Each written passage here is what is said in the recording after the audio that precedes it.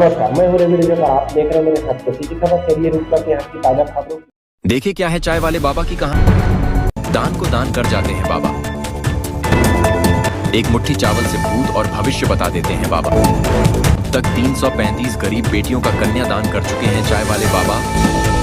चमत्कार क्रिया टोटका वाले बाबाओं को लेकर क्या बोले बाबा नरेंद्र शास्त्री जी। चाय वाले बाबा से चर्चा हमारे चैनल पर है चाय वाले बाबा के नाम से जो प्रसिद्ध हैं, उनके द्वारा जहाँ भी कार्यक्रम किया जाता है, ऐसी जानकारी मिली है कि जो गरीब बेटियां रहते हैं, उनको दान में पूरा जो यहाँ का चढ़ावा रहता है, पैसा रहता है, उनको देते हैं। इस सबके बारे में जी बताएंगे। जय श्री राम, जय श्री श्याम। ओम नमो भगवते वासुदेवाय। जैसे आप लोग ने पूछा गया कि बेटियों को कन्यादान में क्या देना चाहिए, तो सबसे पहले तो मैं ये बता देती हूँ, बेटियों को कोई देते नहीं है। बेटियां जिसके पूर्व जन्म की कर्म अच्छे होती है, उसके घर में बेटियां का अवतार, बेटियों का जन्म होती है और बेटियां अपने भाग्य लिखा के आती है। रह गई बात मेरी चाय वाले बाबा के नाम से पूरे भारत देश में जाना जाता है, तो ऐसे मैंने नियम बना लिया कि जहां भी भागवत कथा होती है, वह जगह में पूरी भागवत की चढ़ावा, दाल चावल पैसा रुपया जो भी आता है, उसको स्टेज में ही बुला करके बेटियों को कन्यादान कर दी जाती है।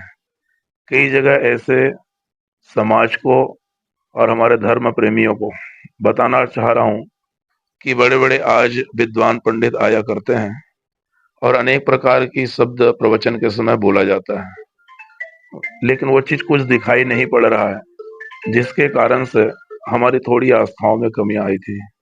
उसी चीज को ध्यान में रखते हुए हमने एक प्रखर चलाया कि जहां भी हम भागवत पढ़ेंगे, जो भी कन्यादान के रूप में वहां भागवत में चढ़ावा आएगी, वो पूरी चढ़ावा को 1 रुपया भी हम लेकर नहीं जाते हैं, स्टेज में बुला करके ही बेटियों को पूरा कन्यादान कर दी जाती है। इसी तरह मेरी 335 बेटियों का कन्यादान मैंने पूर्ण कर चुका है।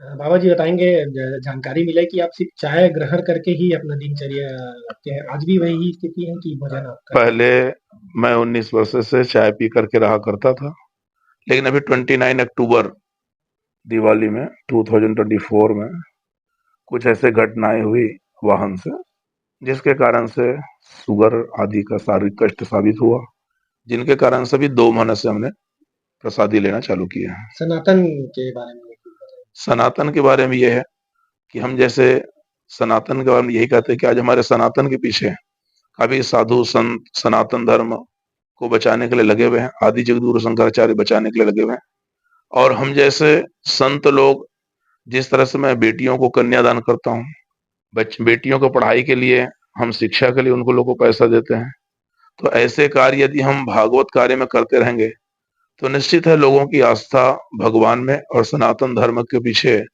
बनी रहेगी।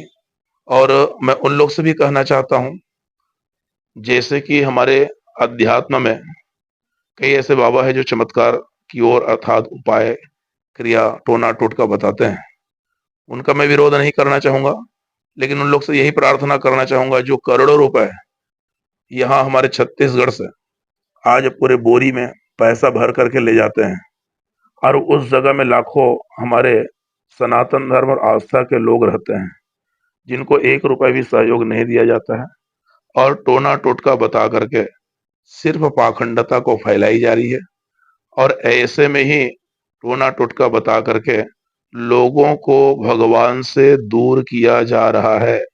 इस तरह से जो शास्त्र सम्मत नहीं है, वह पूजा भी बताई जा रही है व्यासपीठ से, जो शास्त्र सम्मत नहीं है, और उस शास्त्र सम्मत जब नहीं है तो वह उस चीजों से मनोकामना पूर्ण नहीं होती है। वह ब्राह्मण तो चला जाता है, लेकिन लोगों का सीधा इफेक्ट भगवान से हो जाता है, लोग भगवान को मानने में थोड़ी सी आस्था कमजोर हो जाती है। तो ऐसे लोग से मैं निवेदन करता हूँ, जब भी व्यासपीठ में बैठे तो शास्त्र सम्मत बातें को ही बताएं और लोगों को ज्यादा से ज्यादा भगवान से जोड़ने की प्रयास करें। 2 शब्द भागवत के बारे में। और आज भी खदान, जैसे यहाँ के लोग कहते थे शहीद नगरी, लेकिन मैं कहता हूँ ये शहीद नगरी नहीं है, ये धर्म नगरी है, और धर्म नगरी में ये मेरी तीसरी भागवत है, जो आज मैं मुकेश दास वैष्णव जी के यहाँ भागवत की कथा कर रहा हूँ। यहाँ काफी मेरे शिष्य हैं और यह जो अध्यात्म की कथा है, यहाँ धन लेने नहीं आया हूं मैं, धर्म को फैलाने के लिए अर्थात लोगों को धर्म से जोड़ने के लिए आया हूं। और यहाँ भी मैंने घोषणा कर दिया कि जो भी भागवत की चढ़ावा आएगी उसको पूरा पूरा बेटियों को कन्यादान करके हम यहाँ से चले जाएंगे।